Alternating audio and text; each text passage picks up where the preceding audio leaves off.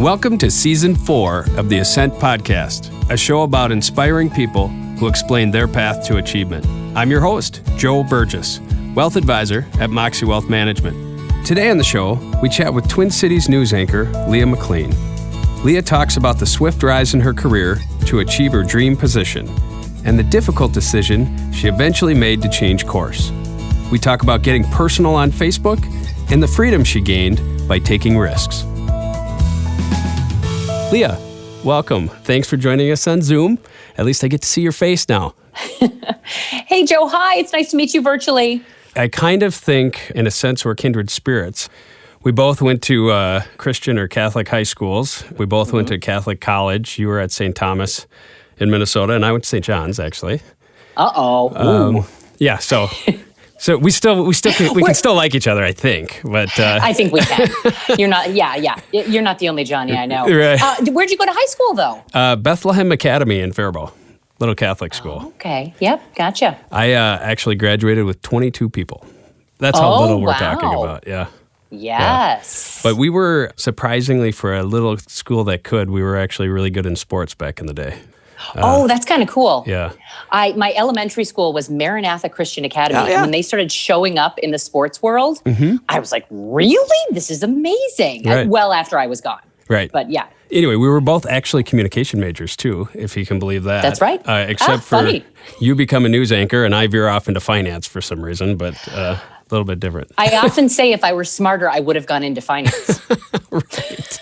Well, when did you know that you wanted to become a news anchor? You know, I think it was always sort of on my radar as a young person that it was something I saw news people. I thought their job was interesting. During the first Gulf War, I remember it was very interesting. I was just so curious watching the reporters who were in the middle of the action. You know, the guys standing on top of the building with the bombs going off behind them. And something about little me thought, wow, I want to be that person who's in the middle of the action. Oh, very cool. Yeah, my career didn't go in that direction, but that was what first inspired me. What was the path early on? I know a little bit of your history that you had to move around a little bit, right? Where did you start out? I did. You know, my career was part just showing up and part luck, really, I guess. My first TV job actually was at Fox 9 here in the Twin Cities. I went to St. Thomas, as you mentioned, and I got a part-time job, kind of like an internship when I was in college, back when it was Channel 29. Oh. And so I worked there. And then when I left town to start my TV career, I went to the first place was Tucson, Arizona, where I worked on the assignment desk. I kind of moved down there on a whim and showed up and knocked on doors and asked for a job. And then ended up, it's true. Well, you know, speaking of connections there, or crossovers, that's where I started. Yeah? It was down in Tucson. And is that right? Yeah, and I, with the same organization, but the issue was they had an office they were opening. You know, being a Minnesotan guy, you were like, let's go down to the desert and check it out, you know, that kind of thing. Absolutely. When were you there? Well, I was there 96 through 98, something like that. Funny. I didn't stay as long as you. I was basically there for the winter. And then I got an opportunity to move up to Oregon, where they have all the seasons, at least in the mountains where I was. And so I moved to Oregon. So I was only in Arizona for 6 months. And so how do you find your way back then to Minnesota? So off to Oregon, and then I ended up in Wisconsin. And I didn't like being in Wisconsin. I'm a city girl, and it had more of a small town feel than the other places I've been. It wasn't working. There was a breakup. There was personal life drama. Right. And I just thought, I want to go home. I just wanted to go home. And I thought, I'm going to go back to Minneapolis. I'd never intended to stay here. I think I had this dream of taking on the world. And I just needed to come home. I was, early 20s, I guess. And I wanted to come home, and I ended up getting a job at Channel 5. And initially, my job at Channel 5 was producing the news 4 days a week and then reporting 1 day a week. The boss was like, I'm not sure about all your experience. You're kind of young. We'll let you do it 1 day a week. Right. And I was like, okay, thanks. Thanks, boss, for giving me the chance. Right. And then within about a year and a half, I was anchoring the evening newscast. Sort of just worked out that way. Well, so you have to know this. For Minneapolis, St. Paul, that media market, Where does that rank in relation to the rest of the nation? Oh, yes. The media markets are ranked numerically. Yeah. We're number 15. New York's 1, LA's 2. Right. Then you've got Chicago, Dallas, some other big cities. It changes sometimes, 14, 15, basically. Is it the idea that if you're going to start out wanting to end up in Minneapolis, that you're going to bounce around for quite a while before you ever get a chance to do something in a major market like that, right? Oh, absolutely. Although I will say this, the industry is changing. I know you talk to a lot of business leaders. I think sometimes young people who are looking for an opportunity forget that sometimes employers find someone young appealing because they're cheap, right? Oh, right. Like, when you come in with less experience, you can't demand as much money. Yeah, right. So I do think that's probably... I tell young people that sometimes. I'm like, don't think they're not going to want you. The young people who are asking for job advice. Mm-hmm. And they're like, well, I'm not sure I'm ready or I have the experience. And I think, if you're good and you're smart, and I think employers are interested in investing people they see potential in, mm-hmm. they're willing to take them on. And one of the benefits to the employers is they're probably not that expensive. They don't have mm-hmm. to pay someone with less experience as much as they do someone who's spent 20 years in the business. Got it. So, and were you doing the 5, 6, and 10 at that time? Yes. Actually, if you want the story, it's kind of funny. I'll tell you because I love stories. So I was basically doing a audition for the weekend newscast. So at the time, we had, maybe some of your listeners remember Cindy Briccato, who worked at Channel 5 for a long time. Yep. She left and then she came back as we were in a bit of a transition phase. We had some other anchors who'd moved on and we're in kind of a funny transition phase. And basically, we needed people. Mm-hmm. So Cindy was doing everything by herself. They needed someone to help out. They weren't sure who they were going to have do what, but they also needed people on the weekend. So I thought I was auditioning for the weekend job. And then it was in 2006 and the boss called me in and I was like, oh, great. They're giving me the weekend job. Mm-hmm. They had like a, hey, Leah, when you're done with your, I was working in the morning, come on up to the boss's office. And I was like, oh, this is awesome. And I sat down and he said, we want you to do the 5, 6, and 10 p.m. newscast Monday through Friday. And I was like, wait, what? I thought we were talking about the weekend. Yeah. And he's like, no, we're going to have somebody else do that. We're going to have you do the weekday. Wow. I wasn't expecting it. And how old are you and at the time? I just said yes. Is that 25, 26? It was my 27th birthday. 27. God. It was on my birthday. I always thought that was kind of funny. Yeah. Got it. Yes. And it was just, and it's funny because I went from, I'm 40, I'm almost 42 now. And by the time we're listening to this, I'll be 42. Right. I went from in that newsroom trying so hard to prove myself and trying to make sure nobody noticed that I didn't know what I was doing, mm-hmm. to being the senior member and even having some people tell me they were like intimidated by me or whatever. Wow. And it's so funny to look at those two sides of that for me. So when people say that now, like, oh, you've done this, or, oh, I was nervous about talking to you. I'm like, really? I spent such a long time just proving I belonged here. Right. Well, so it's kind of funny. When you go into that profession, the ultimate goal is 5, 6, and 10. Yeah. Somebody who's not in that field, I think, wow, I wish those hours could be different.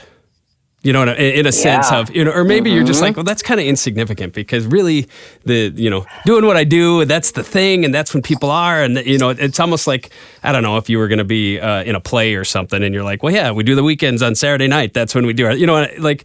I don't know how you felt about that or maybe if it changed due to family or whatever. But I look at that time and I feel like, oh, Friday at 10, it'd be kind of a bummer to be the anchor and run on those, Yeah. So, I don't know. How did you view that? That's a good question. And it changed over time. Okay. As a younger person, that's what I did. I worked. Right. And it was fine. It was great. I loved it. It is a great opportunity. Mm-hmm. It's a fun job. Mm-hmm. It's exciting. It's interesting. Yeah, you get to be on TV, which how cool is that? Yeah, right. But life changes. So I started doing it when I was 27. By my mid-30s, I was married. I had children. And all of a sudden it was like, oh, working every night is really hard. And having, babies who wake you up all night makes you exhausted. Right. And I finally decided I couldn't do it. As great as it was, it reached a point of, I just can't keep doing this. And my family's more important than my job. And I needed to find a way, as life continued to change, to not be there every night. And it took a long time to figure out. And I work for the Hubbard family. It's a family-owned company. Mm-hmm. And they were wonderful to work with me and make it work. I had a moment where I thought, well, I'm going to have to leave if I can't do this. But I loved my job. Right. I hated the hours. Right. And that was a hard decision, but I kind of got to the point where I thought, well, I'm probably gonna have to do this. But Rob Hubbard is the one who oversees TV in my department, and was great. And said, we're gonna create this new daytime position for you. And they basically created a new role. And it's, sometimes when you make a major change in life, you wonder walking into it, okay, I'm gonna make this big change, Right. but is it actually gonna change what I want? I think there are a lot of people who say, I'm going to go down to part-time, and then they find they work just as many hours and they're getting paid less and they wish they never made the change. Right. This change was just as good as I thought it was going to be, and even better. I got to go home in the evening and see my kids. I got to go to after-school activities, participate in the sporting events. Right. And on a personal level of, my own, I got to go see friends and do things.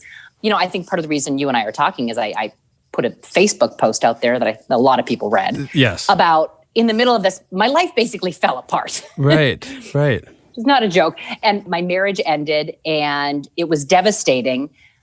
But making that work change, I think, really helped a lot of these other things be a little easier to handle. Was the change before or after your divorce, or was it as a result of, or how did the timing of all that fit together? It was a part of the discussion before the divorce, Okay. But it became really necessary after the divorce. So it was was it a year? It might have been about a year after the divorce that I stepped away from the evening newscast and moved into, by the way, a dayside role. So I work 9 to 5. Right. It was a really, really necessary change with all the things that were happening in my personal life. And I'm lucky I was able to make that move. Did you feel... I'm going to give you a bad analogy. I've worked with NFL players before that there was a contract offered to them and they turned it down, right? And they said, I'm done. I don't want to play anymore. Time to move on with my life. And then a year later they say, well, I think I got that wrong. I'd really like to get back in the league, right? And what happens in that space is, well, if you're already somebody who turns down contracts, we're never giving you an opportunity. Now it's forced. You're done. Yep. If you have that position that you have in a major market and you come back and say, right now, I don't think I want that. I want to take a step back. Were you nervous? Did it matter? Like that opportunity never comes again. Or if there's some kind of stigma with it that says, yep, we just can't offer her that because she's already walked away. We don't want to take that chance. Absolutely. Yes. I had so many of those thoughts. Yes, I was worried, like, am I going to miss it? Is it going to be weird seeing someone else do it? Am I going to be jealous? Am I going to miss? There was a news anchor in town who worked at a different station who retired. And I remember hearing him say how much he was going to miss being on TV and having people recognize him. And I remember thinking to myself, really? Because as much as that was fun initially, it wears off. And if I were to walk into Cub Foods and nobody said, hey, that's the lady from the news, it wouldn't hurt my feelings a bit. I'd be fine. So I think everybody has a different level of comfort with that. And I've been surprised because it's been a little more than 2 years now since I stepped away from the evening news. Again, I'm still doing, basically the same job that's in the middle of the day. And, and I'm not the main person. And I got to be honest, I really, truly am fine with it. And I kind of wondered that about myself ahead of time. I thought, am I going to be? Am I a big enough person that I don't need all that? And apparently, I am a big enough person. Fantastic. Well, so what? When you are the news anchor, even on TV, how often now are you recognized? How do you deal with? I guess celebrity is the right word, right? But like, is it a comfort space for you? I have friends who love to joke and call me a regional celebrity. Oh. Or they tease me about it. It's in Minnesota. There are people who will recognize me as the lady from the news. Oh. And even if I stay in my lesser position for the rest of my career, which frankly would be great for me, I spent 15 years doing the Monday through Friday, 5, 6, and 10 p.m. newscast. Right. So I think there will be an element of Minnesotans who are news watchers who will remember that. Yeah. We all remember a lot of people who we watched for years and years here. So yeah, it is an element of it. but it's not like, it's not like I'm Justin Bieber. Right, right. I don't have teenage girls screaming when I show up somewhere. Right. It's never been that. You could still take a regular plane because you're not being mobbed in the airport or something like that, right? Not in the least. Not in the least, yeah. And Minnesotans are wonderful people, and I think are sometimes friendly and want to stop and say hello. And I'm friendly, I'm talkative, so I'm happy to chat, Yeah. I was thinking about social media. I've interviewed, for example, Corey Berry, who's the CEO of Best Buy, and asking her about how she approached social media. Like, how much do you put of your family or whatever is going on, or your pride? Because my thought, if it was any level of celebrity, is that I would almost just not even want to be on at all. How do you view social media? So I take the same approach as you. If somebody told me I had to give up Facebook tomorrow, that'd be fine. Right. I wouldn't miss it. And I was going to say very little. I do no personal Facebook, actually. I post things on my professional page. Okay. And there's, I guess, a tiny bit of personal. Some people I know who I guess, whatever. Right. But I do Facebook or social media because it's part of the job. We have to have a presence. Mm-hmm. But I try to avoid any controversy. I don't want to get into controversial discussions. Right. And I know some people even have fun with it. Like, some guys will post, "Hey, help me pick a tie today." Right. And I'll post something and then I'll walk away for 2 days and then go back and be like, "Oh, I should respond to people." Yeah. And as far as personal things, I hardly ever post my children. Right. I mean, to the point that they probably show up about once a year. Mm-hmm. And if I do post them, it's like you'll see their backs. Mm-hmm. You don't really see their faces.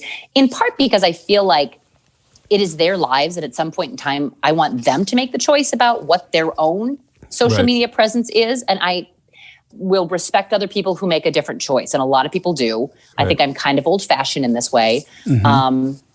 My family and my personal life is generally personal, which is why when I made reference to posting something about my divorce, I wrote a thing about 3 years ago today. Yeah, right. I really never do that. And I think that's why some of the people who follow me were sort of surprised to see it and responded in a wonderful, really kind way. Right.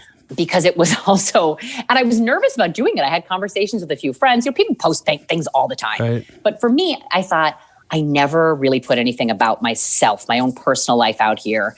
And I thought, is this the right thing to do? Should I do it? Should I not? But there were so many people who I think connected with my message of basically finding a new path and one that you weren't expecting that you'd need to take. Right.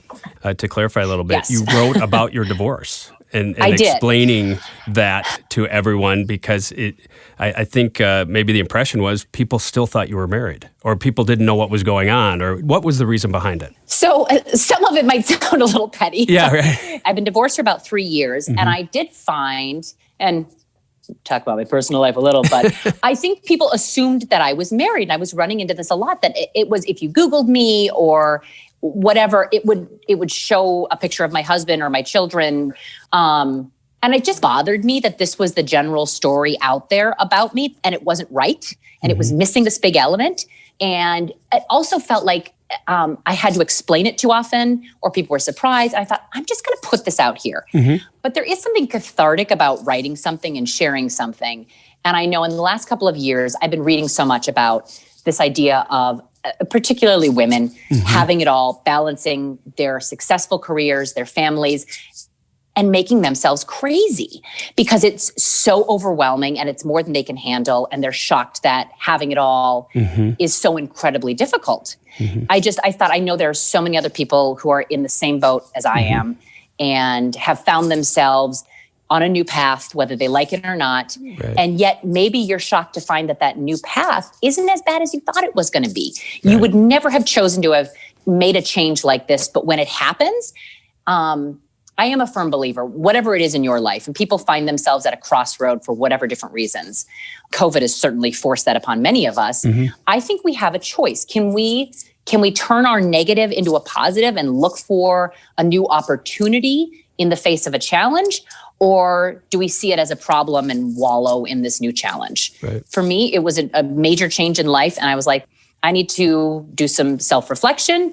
And maybe there's a space to help other people through the same thing. Right. Or let them help me. I could use all the help I can get. And what were you finding? Was there anything in particular that you kept thinking about that drove you to make the change? I mean, family life, absolutely. I would have to, and also with my girls going to school. I have two children, both girls.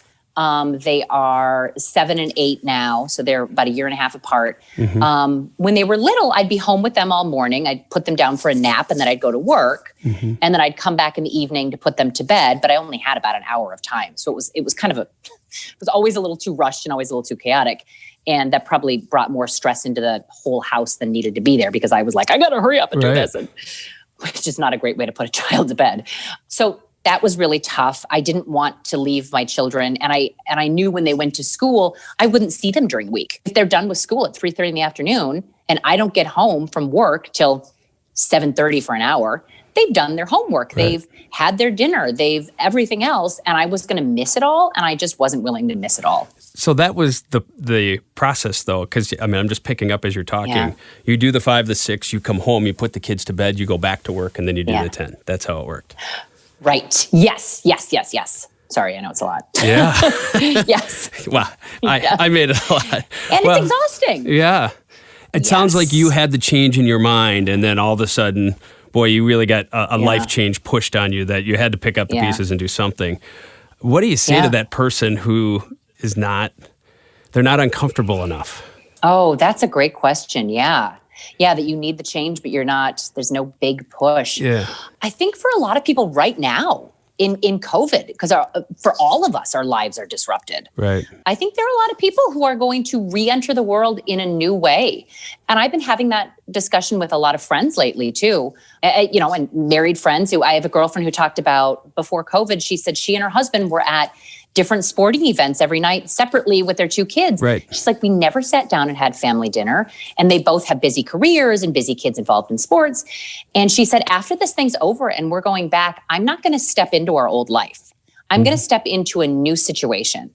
And whether that is something that requires a career change or a change in the way you do things with your family, it seems to me there are a lot of people who have the opportunity right now they didn't realize they had before COVID to make a change and do it differently when everything opens up, when life goes back to normal.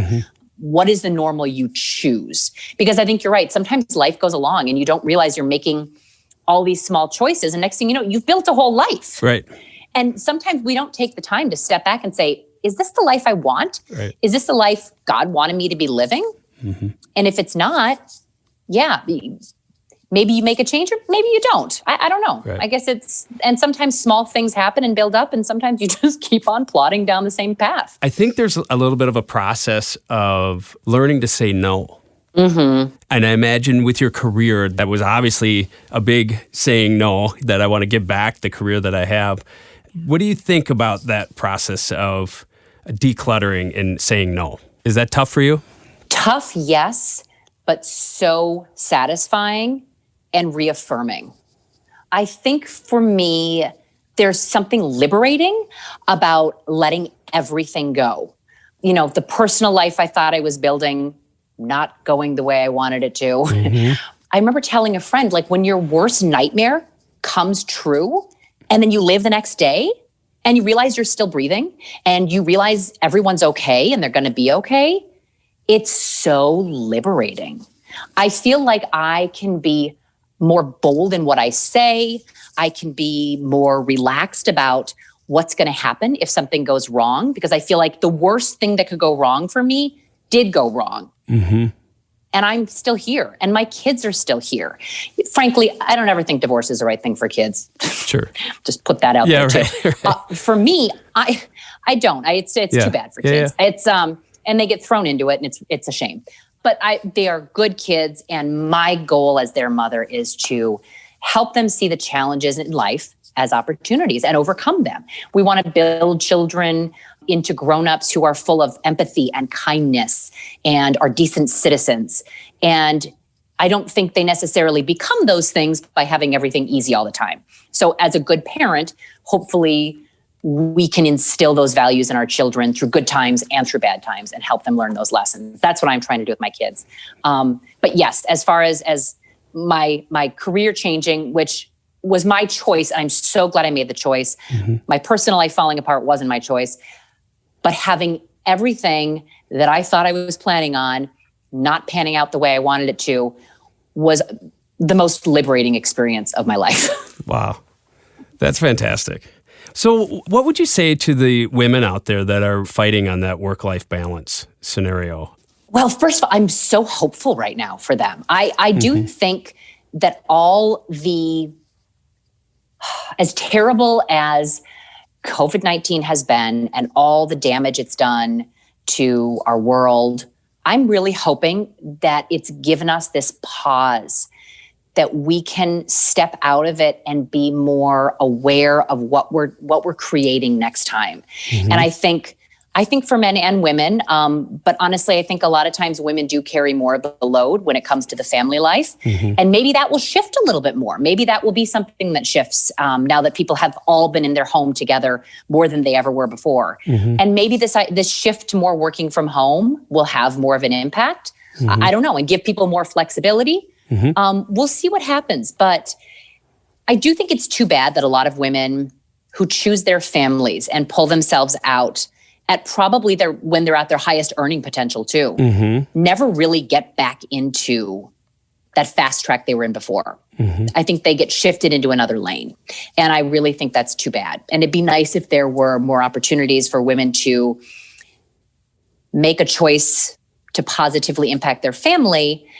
And even if that means stepping away for a short time from the career fast track, it'd be nice if they could get back into that fast lane. Right. It just seems like once you step out, it's really hard to step back in. Yeah, I'm not saying it's impossible for everyone, but we hear that story a lot. Right. I think of just other countries that have areas of the world that have holiday where you're mandatory have to be off for 30 days out of the year, right? And you get paid fully for it. Or when you have children, you get 12 months off paid, all of those kind of things. Yep. There's so many. In America, we just seem so hard driving to do more, to be more, to get more, to, all of that kind of stuff. Which springs to mind another idea for me. Obviously, you probably walk away from a certain amount of money too, right? From an income and a salary. If you're doing these primetime gigs and you're not, how did you wrestle that? Yes, I did. It changed my income. Again, I'm really lucky that my employer was as kind and generous to me as they were, because I don't think that always happens that way for everyone. Yes, there was a change, but I wasn't left destitute. Yeah, sure. But also, it came right around the same time as my divorce. So I went from a 2-family income to a 1 adult income. Yeah. So I just kind of buckled down, really. I made I moved and found myself in a more affordable place, and I made some good choices. Frankly, I'm kind of a cheap person, so it wasn't that hard for me to really just make some good choices there. And then took about a year or two just to kind of figure it out. Like, where am I? I saved a bunch of money just in case, because I wasn't quite sure how everything would pan out, but just tried to be really conscientious. I think maybe part of where I was linking the money is sometimes your ego gets attached to what you do for a living. Oh, it's so true. Right. When I look at your situation, part of the things that I really do think is cool about it is that you were able to separate that. I don't know if it's a male thing or a female thing or whatever, but I just feel like it would be hard to say, I've got the great gig, I want to walk away from that. Yeah. You know what I mean? I'm the person who walks down the street and everybody knows who I am, and now maybe I won't, that kind of thing, Yeah. I think you're right. I think men would have a hard time letting go of that. I think you're probably right. Yeah. And I've seen that in different stages of life too, that I think men wrap more of their self-worth into their career than women do. I hope I'm not offending anyone by saying that. You don't offend me. I think it's true. And I think for women, maybe our self-worth is a little bit more complicated. I'm not going to say it's better how we work that out. But yes, I think it's the career's part of it, but it's not everything. And again, like I said, I put a lot of work into this, to be totally honest. I did the therapy and did the self-reflection, like where am I going wrong? What can I do better? And then really tried to dig in and make some of those changes and look at the things. I tried to really look at the role honesty plays in my life. And I read some things about like parents teaching their children to lie in these really small ways that don't look like a big deal. And I had one day where I told my daughter that this was a couple of years ago when Toys R Us was still around. Right. We drove by and she wanted to go. And I said, I don't think it's open right now. And, a small lie. That's okay. No big deal. We don't have time to stop. And she looks over and she's like, I see cars in the park. The kid's 3. She's like, I see cars in the parking lot. I'm pretty sure it's open. Right. And I thought, why did I think I needed to lie to her? Right.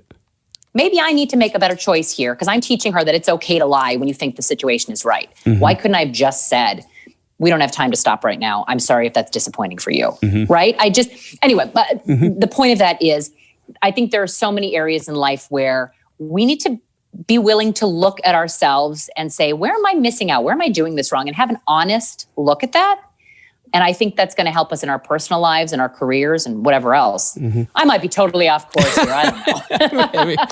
Well, so you've done, it sounds like you've, certainly in the last handful of years or maybe longer, you've done the work. When you look out forward, what are you the most excited about now? I'm really excited about who my children are becoming and getting to know them better. They're 7 and 8 years old and they're becoming real people with opinions and thoughts, and they're funny and they're clever. And I'm just excited that I get to spend more time with them and be a part of their lives in a really special way. And I'm excited to see what comes next. I plan to live to be 100 years old. I'm only 42 right now. And I love reading stories about authors who write best-selling novels, and they do it in their 40s. And I have to wonder, what did they do for their whole lives before that? They had a whole nother life before they became some world-renowned best-selling author. I'm not working on a novel. Maybe I should be. But I'm aware there are new opportunities, and I guess I'm not as scared that there may be something completely different and new in the future. And when it appears, we'll see what it is, and hopefully I'm ready for it. Leah, I really want to thank you for sharing today. I really enjoyed your story. I had a lot of fun. I wish we could go longer, actually, but this has been great. Thank you. Thanks so much for having me. This is great. Okay. I appreciate it. All right, great. We'll talk to you later. Bye-bye. You've been listening to Leah McLean, news anchor for KSTP Channel 5 in the Twin Cities. You can find her on the midday and afternoon newscasts and hanging out with her daughters most evenings. Next time on the Ascent Podcast, we talk with Matt Shea, principal at the law firm of Lathrop GPM. We learn about his path to becoming a successful estate planning attorney and the details of the work he's done for high net worth people and their struggles to empower their children while caring for their communities. We've helped in the last 20 years, move billions of dollars to philanthropic organizations, and that allows you to sleep at night. Thanks for listening to this episode of the Ascent Podcast, a show about inspiring people who explain their path to achievement. I'm your host, Joe Burgess, wealth advisor and founding partner of Moxie Wealth Management. You can learn more about me and my firm at moxiewealthmanagement.com. That's MOXIE wealthmanagement.com. Thanks again. We'll see you next time.